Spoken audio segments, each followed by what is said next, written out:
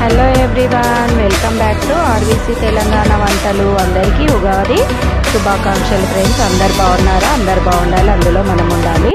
చూడండి, ఈరోజు నేను Ugadi special and Telangana famous శనగపప్పు భక్షాలు అయితే చేశాను. వీడియో ఎండింగ్ వరకు చూస్తే మీకు ప్రాసెస్ అనేది అర్థమవుతుంది. ఓకేనా?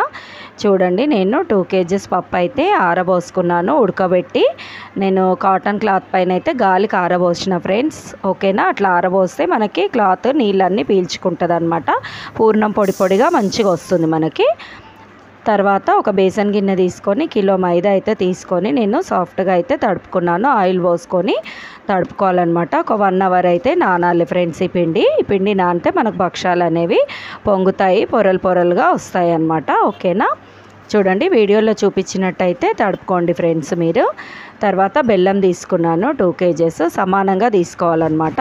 కోద్దాం అనుకున్నాను ఫ్రెండ్స్, కానీ లేట్ అవుతుందని నేను రొట్టెల కర్రతోనైతే పగలగొట్టుకున్నాను. తర్వాత జార్లో బెల్లము పప్పు యాడ్ చేసుకొని మనము పూర్ణం అయితే తయారు చేసుకొని పక్కన పెట్టుకోవాలి. పిండి అయితే నానుతుంది మనది. ఓకేనా? చూడండి ఎంత బాగా వస్తున్నాయో. ఇలాగైతే మనం పూర్ణం లోపల చపాతీలో పెట్టేసుకొని క్లోజ్ చేసి ఒత్తేసుకొని పెనం పైన అయితే వేసుకోవాలన్నమాట. చాలా టేస్టీగా ఉంటాయి శనగపప్పుతో. కందిపప్పుతో కన్నా శనగపప్పుతోనైతే అదిరిపోతాయి ఫ్రెండ్స్. ఓకేనా? చూడండి, ప్రీవియస్ వీడియోలో నేను ఆంధ్ర స్టైల్ కందిపప్పు చూపించాను కదా, ఇవి మనవి అన్నమాట, మన తెలంగాణ ఇవి శనగపప్పువి. ఓకేనా? టేస్ట్ అయితే చాలా బాగుంటుంది. ఇదిగో భక్షాల పేపర్ ఫ్రెండ్స్, ఇది దానిపైన అయితే ప్రెస్ చేసుకోవాలి మనము.